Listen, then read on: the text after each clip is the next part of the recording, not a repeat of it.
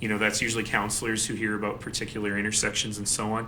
I will tell you, however, that one of the I'm not speaking of this intersection in particular, I don't know the geometry of it, but I will tell you that one of the things that we really believed as a council over the last several years is that the warrant system for pedestrian interchange, pedestrian crossings, doesn't work well in this kind of urban environment.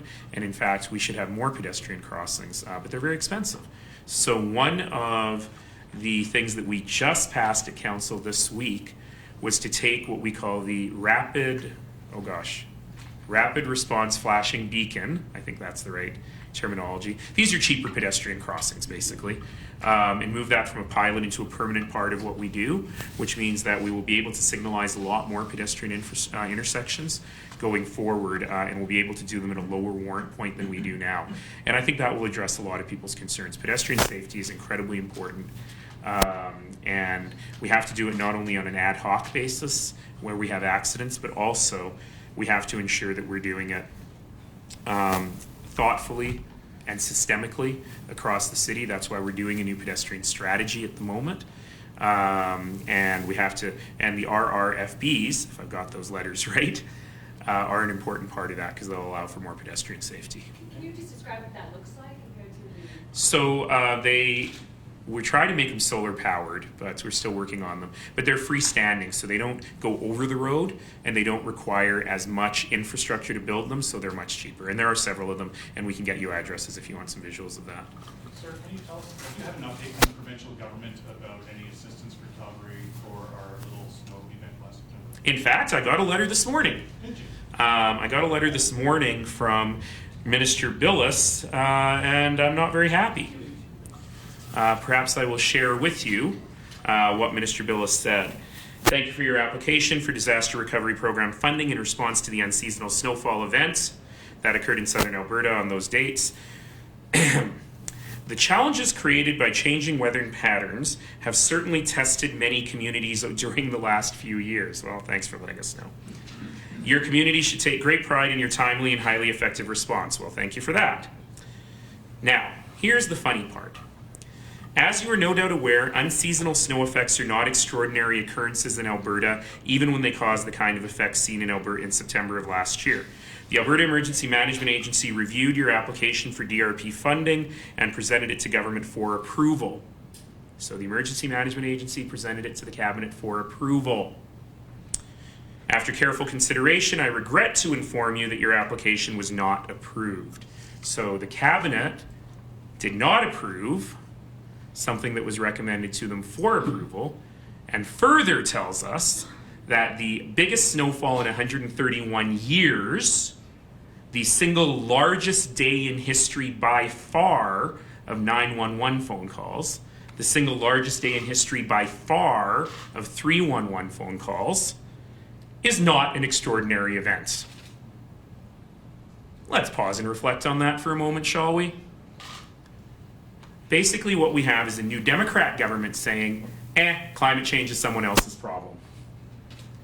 We're not going to deal with this. We're going to have the lowly municipal taxpayer deal with it. So an event that damaged 50% of the tree canopy in Calgary, 1 out of every 2 trees in this city, that denuded the landscape, that affected our ability to do drainage properly, that affected our ability to provide shade, and that had incalculable impacts on our environmental performance is just a lot of snow and not an extraordinary event. You deal with it yourself. This is an extraordinary decision on the part of the government. Will they tell us next that because a 1 in 100 year flood might happen 1 in every 50 years, it is no longer extraordinary? This is unbelievable. It is unbelievable. And we're not talking about a huge amount of money. The city will cover it. We will manage it. But the fact that it was forwarded to the Cabinet for approval, the Cabinet did not approve it, and they are now telling us, climate change is your problem, not ours, is an extraordinary statement on the part of this government.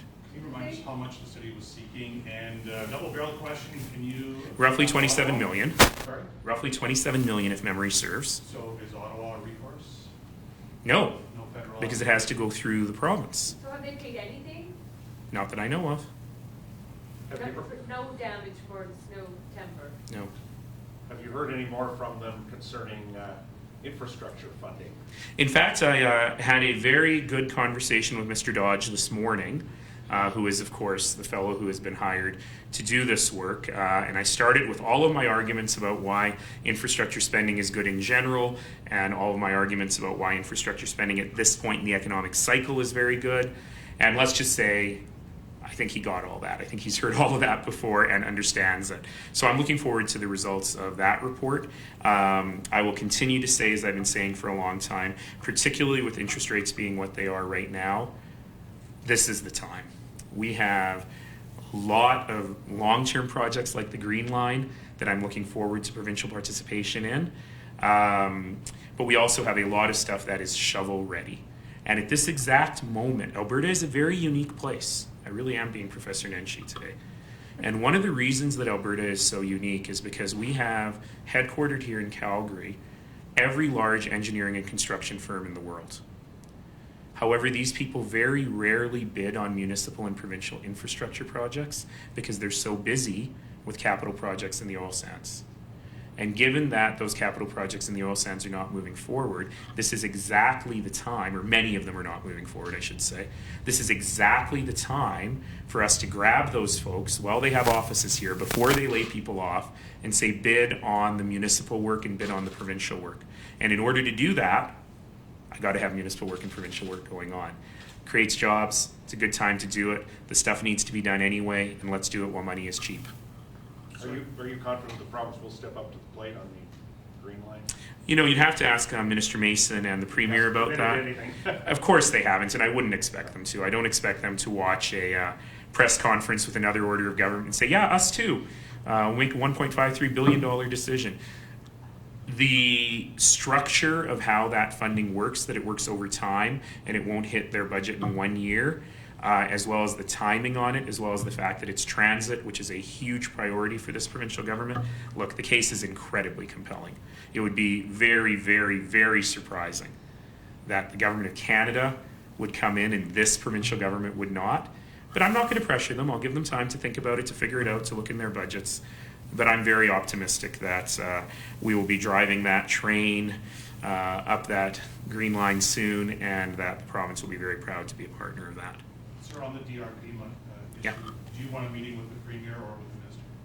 Well, you know, the decision is the decision, and the Minister, to be fair to the Minister, he called me in advance. We had a good discussion about what had happened. I still think this is very wrong. I don't think it's going to damage our relationship in the future, but I do want to highlight on behalf of all of the citizens who were touched by this tragedy that we gotta be much more thoughtful about this stuff. And to say, it was just an unseasonable snowfall, certainly does not capture what people went through.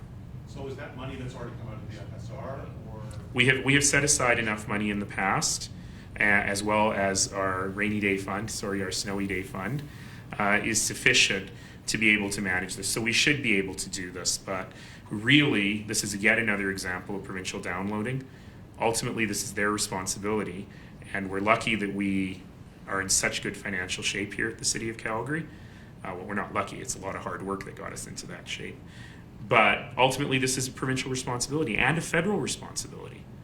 And, you know, the province gets a lot of money, as much as 80 cents on the dollar, back from the federal government on these things.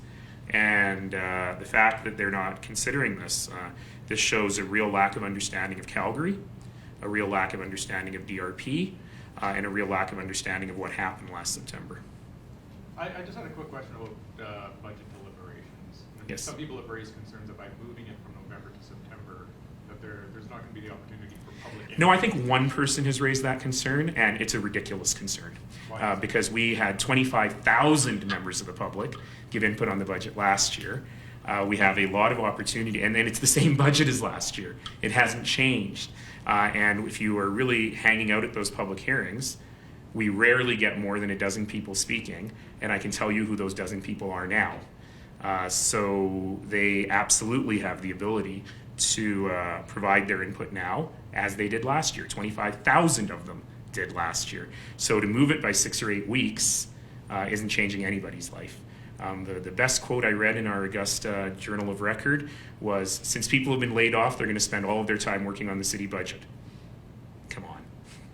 I think there are other things that could be going on at this point. Now that said,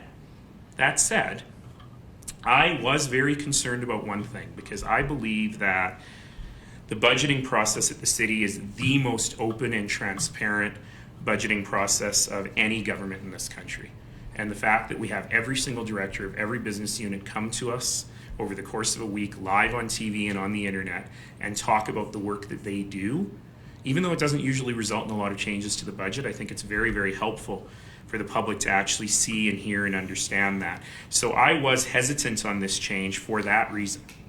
I have been convinced, and the reason I voted in favor of the proposal is that I have been convinced that given the extraordinary amount, it was the largest public engagement process in the city's history, probably the largest public engagement process on any government budget in Canada in history last year, that we've done that, and given that the budget that's being presented is exactly the same as the one that was presented last year, that it would not be particularly helpful, since no changes are being proposed, to have all of those directors come up one after the other and say no changes are being proposed. So I think streamlining this whole situation and getting people back to work on their work rather than on creating budget documents that say no change has been proposed is probably a good thing. We need to wrap this up, folks. No, Yes. but I have all those other charts. No. The ones on gender split over the years, the ones on the dependency ratio. I'll ask one about the 50-50 split. I mean, now that we're getting closer to that's Oh, that 50-50 split, sorry. Yeah. I was stuck on gender ratio. with the Okay. staff, I mean, what kind of impacts does that have now that, you know, in terms of the city budget? I mean, now that the city's seeing more redevelopment and established communities, in terms of levies. Yeah. So this is going to be a very big discussion over the course of this autumn, talking about the off-site levies. And I think everyone agrees that we also, where legally permissible, should be charging redevelopment levies where permissible and where needed. And getting to the core of that is extremely challenging. So a good example of that is on wastewater in Northwest Calgary. You know, we had one 55 unit, if memory serves, development project being proposed in Bowness, and they were sort of told, you can't build it because it's going to put the wastewater line at capacity. And a lot of folks said, well, those 55 units take us to peak toilet, right? But in fact, it was the tens of thousands of units further up the pipe, literally further up the pipe, that were causing the capacity problems. And so these are stuff that we've really got to get out. Everyone has to pay their fair share, but we have to be very clear on that. And on wastewater, it's actually very easy. Every additional toilet pays for wastewater. But on other pieces of infrastructure, it's a bit harder. It's no question that moving closer to the 50-50 split will save us billions and billions of dollars in the long run, billions and billions of dollars by making better use of existing infrastructure. But it's at the margins where we have to, where we really just have to get that right. And I think everyone has now agreed on the principle that growth should pay for itself, and that 100% of the direct growth-related infrastructure should be borne by the people in the greenfield areas. That said, we haven't yet figured out what happens on the downstream stuff. Net, a very positive financial story. Figuring out the implementation and the tactics of it is going to take some time. Do you think the city can get that 100% agreement with developers? I've heard the development industry many times say that growth should pay for itself, that it should be 100%. I think council is pretty much unified on that point. So that is where it is. We have the ability to levy it, and I expect that's what you'll see later this fall.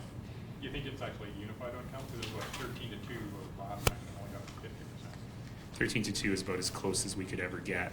And remember, the two that voted against it said we should go to 100% more quickly. And the 50%, if you go back to the council meeting, you'll see was always, it's an interim. The question is, how long do we take to phase it in? That was really the debate then. Thank you all.